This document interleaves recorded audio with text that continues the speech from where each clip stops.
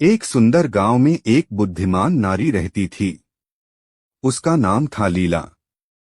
वह गांव की सभी समस्याओं का समाधान निकालती थी और लोगों की मदद करती थी। गांव के लोग उसे बहुत सम्मान देते थे। एक दिन गांव में एक प्रसिद्ध ऋषि आए। उनका नाम था आनंद। ऋषि ने गांव में शांति और प्रसन्नता देखकर लीला की प्रशंसा की। उन्होंने कहा, हे लीला, तुमने इस गांव को बहुत खुशहाल बनाया है। तुम्हारी बुद्धि और करुणा से लोग बहुत लाभान्वित हुए हैं। लीला ने विनम्रता से कहा, महात्मा, यह मेरा कोई विशेष गुण नहीं है। मैंने भी जीवन में बहुत संघर्ष किया है। मैंने देखा है कि दुख और सुख जीवन का हिस्सा है। हमें इन दोनों का सामना करने की शक्ति होनी चाहिए। ऋषि ने कहा, तुम्हारी बात सही है लीला। जीवन में उतार चढ़ाव आते रहते हैं। महत्वपूर्ण यह है कि हम इन परिस्थितियों से कैसे निपटते हैं। हमें धैर्य और शांति बनाए रखनी चाहिए। लीला ने पूछा, महात्मा, आप जीवन में क्या सीखे हैं? ऋषि ने मुस्कुराते हुए कहा, मैंने सीखा है कि क्रोध और लोभ मन को अंधा बना देते हैं। हमें इनसे दूर रहना चाहिए। हमें दूसरों की मदद करनी चाहिए और हमेशा सत्य का मार्ग अपनाना चाहिए। लीला ने कहा, महात्मा, आपकी बातें बहुत सार्थक हैं। मैं इन बातों को हमेशा याद रखूंगी। ऋषि ने कहा, लीला, याद रखो, ज्ञान केवल किताबों में नहीं मिलता है।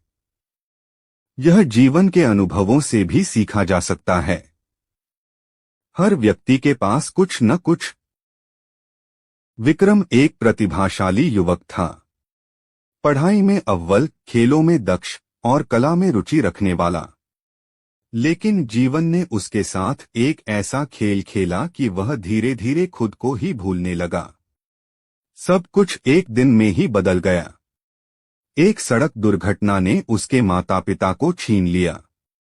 अकेलापन उसे घेरने लगा। घर जो कभी खुशियों का घर था, अब एक खालीपन सा लगने लगा। दोस्तों के साथ खेलने का मन नहीं करता था। पढ़ाई में मन नहीं लगता था।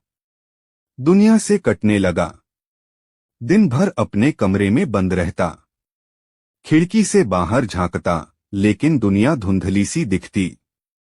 लोग आते जाते, हंसते खेलते, लेकिन उसके लिए सब कुछ बेजान सा लगता। खाने पीने में भी रुचि नहीं रही। शरीर दुर्बल होता जा रहा था। एक दिन उसके पड़ोसी ने उसे देखा। उनकी चिंता बढ़ गई। उन्होंने समझाया, विक्रम, इस तरह से जीवन व्यर्थ नहीं जाएगा। तुम्हारे माता पिता भी यही चाहते होंगे कि तुम खुश रहो। विक्रम ने सिर झुका लिया। उसे पता था कि वह गलत कर रहा है, लेकिन खुद को संभाल नहीं पा रहा था। पड़ोसी ने उसे एक पुस्तकालय में ले गए। वहां किताबों की दुनिया ने उसे एक नया रास्ता दिखाया। उसने साहित्य पढ़ना शुरू किया। कवियों की रचनाओं ने उसके मन को छुआ। लेखकों के विचारों ने उसे सोचने पर मजबूर किया। धीरे धीरे उसे जीवन का एक नया अर्थ दिखने लगा। उसने महसूस किया कि वह अकेला नहीं है। दुनिया में भी ऐसे लोग हैं जिन्होंने दुख झेले हैं, लेकिन उन्होंने जीवन से हार नहीं मानी। उन्होंने अपने दुखों को अपनी ताकत बनाया। उसने खुद को साहित्य की दुनिया में खो दिया। लिखना शुरू किया। अपने दुखों को शब्दों में ढालने लगा। धीरे धीरे उसके अंदर एक नई ऊर्जा का संचार हुआ।